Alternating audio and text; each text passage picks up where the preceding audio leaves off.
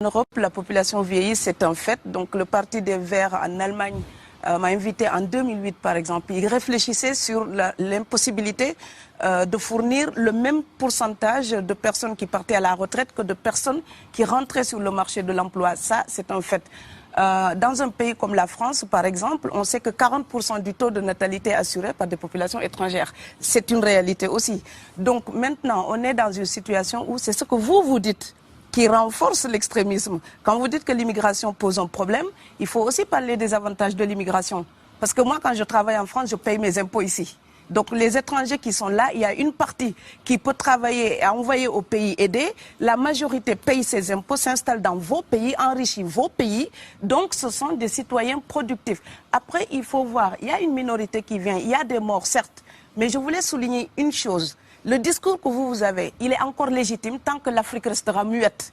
Et moi, en Europe, la population, aujourd'hui, je voulais m'indigner pour le silence de l'Union africaine. Les gens là qui meurent sur les plages, et je mesure mes mots, si c'était des Blancs, la terre entière serait en train de trembler. Ce sont des Noirs et des Arabes. Alors eux, quand ils meurent, ça coûte moins cher. Ici, j'étais venu en 2008 et j'avais dit, l'Union européenne, avec ses flottes de guerre, avec son économie, je vous dis une chose, si on voulait attaquer nos pays ici en Occident, il y aurait des moyens de se défendre.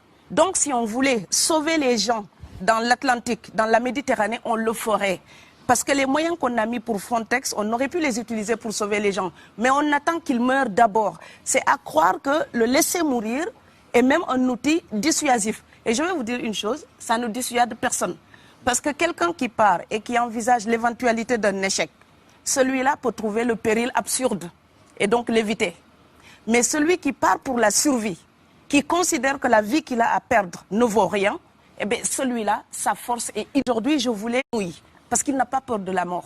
Mais c'est exactement pourquoi il faut fermer des frontières complètement. Il faut sauver l'Afrique et sauver l'Europe. Vous ne pourrez pas rester comme des... Vous ne resterez pas comme des poissons rouges dans la forteresse européenne.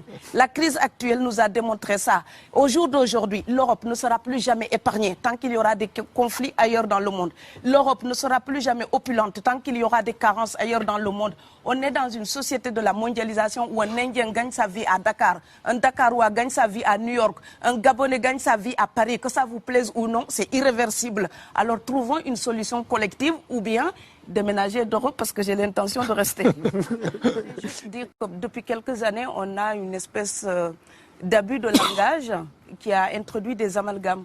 Au jour d'aujourd'hui, toute personne typée avec un air d'étranger est considérée comme immigrée. Tous les étrangers, en tout cas toutes les personnes d'origine étrangère qu'on peut rencontrer en Europe ne sont pas forcément des immigrés. Donc oui, parce qu'il y a des gens qui sont normalement protégés par la Convention de Genève pour les réfugiés.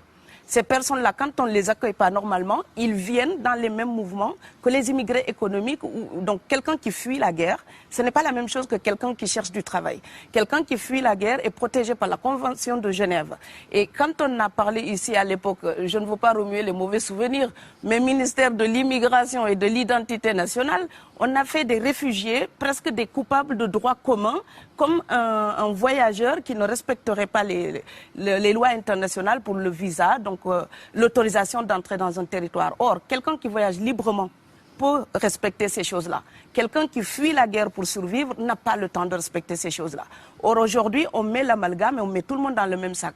Je voudrais aussi dire que quand vous êtes canadien, blanc ou argentin, et vous venez vous installer en France, vous êtes un expatrié. Quelqu'un qui voyage, qui est libre de voyager. Et si vous êtes africain ou indien, il y a des gens qui sont ou afghans, vous venez en France ou en Allemagne, vous êtes l'immigré, peu importe les raisons pour lesquelles vous êtes là. Et donc cette représentation de l'autre, l'Europe doit corriger son regard si elle ne veut pas encourager la xénophobie. Parce que la représentation qu'on se fait de l'autre alimente ensuite le repli sur soi, le rejet. Donc voilà, voir quelqu'un qui est en règle, essayer de savoir d'où vient cette personne, pourquoi cette personne vient, ça, les Européens ne se demandent même plus ça. Ils vous croisent, vous êtes étranger, vous avez l'air étranger, vous êtes venu pour la tarte à la crème. Non. Donc l'Europe doit se respecter davantage. On ne vient pas que chercher du pain. On peut venir aussi pour la liberté, pour la démocratie, pour la culture européenne. Donc l'Europe aussi nourrit un vrai mépris d'elle-même en pensant qu'il n'y a que l'alimentation qui amène les gens. Elle n'a que ça à proposer. Je pense qu'elle a plein d'autres choses à offrir. Des familles entières qui cotisent parfois pour faire partir quelqu'un, et c'est pas 1000 €. Parfois, ça va entre 1500 € et 7000 €. Ouais, 10 000 depuis le ou Afghan, Sénégal, ou la Gambie, ou la Guinée pour venir. C'est pas la misère. Quand quelqu'un part, c'est comme quelqu'un qui est élu, choisi, peut-être le plus débrouillard. Et il y a tout un clan ou toute une famille qui pose son espoir sur cette personne-là. Monsieur, là, je vous vois bien habillé, bien nourri. Si vous étiez affamé chez vous, peut-être que votre famille serait ravie d'imaginer que vous pourriez aller gagner de quoi faire vivre les autres. Donc c'est aussi une solidarité qui est en œuvre. On laisse partir quelqu'un, on compte sur lui. Vous allez me laisser terminer. Et Schengen, entre guillemets Schengen, ça me permet d'être invité aux Pays-Bas, monsieur, donner des conférences dans vos universités. Quand ils trouvent que mon cerveau est convenable, là, ils l'utilisent. Par contre, ils sont embêtés à l'idée d'avoir mon frère, qui n'est pas aussi diplômé que moi et qui pourrait avoir peut-être envie de travailler dans le bâtiment. Donc, vos pays deviennent schizophrènes. On ne peut pas trier les gens comme ça avec les étrangers utiles et les étrangers néfastes. Et la deuxième chose que je veux dire aussi, c'est que les Européens, là au Sénégal ou là, on voit des Africains qui viennent, d'accord? Ce mouvement, ce déplacement de population, on le voit. Mais on ne voit pas le mouvement des Européens allant vers les autres pays. Alors celui-là, c'est le mouvement des puissants. Ceux qui ont l'argent, ceux qui ont le bon passeport. Donc vous allez au Sénégal, vous allez au Mali, vous allez dans n'importe quel pays du monde, au Canada, aux États-Unis, partout où je vais, et je voyage tout le temps, je croise des Français, des Allemands, des Hollandais. Je les rencontre partout sur cette planète parce qu'ils ont le bon passeport. Donc, comme avec l'exotisme, l'Europe s'était arrogé le précepte unique, unilatéral, de l'exotisme. Les autres sont exotiques. Alors que pour quelqu'un de mon village, il n'y a rien de plus exotique que quelqu'un d'Amsterdam. Maintenant, pour l'étranger aussi, pour les voyages des temps modernes avec la mondialisation, quand les pauvres viennent vers vous, il y a des mouvements de foule qu'il faut bloquer. Mais quand vous, avec votre passeport et avec toutes les prétentions que cela donne, vous débarquez dans les pays du tiers-monde, là, vous êtes en terrain conquis. On voit donc on voit les pauvres qui se déplacent. On ne voit pas les riches qui investissent dans nos pays. L'Afrique se développe en taux entre 5 et 10%.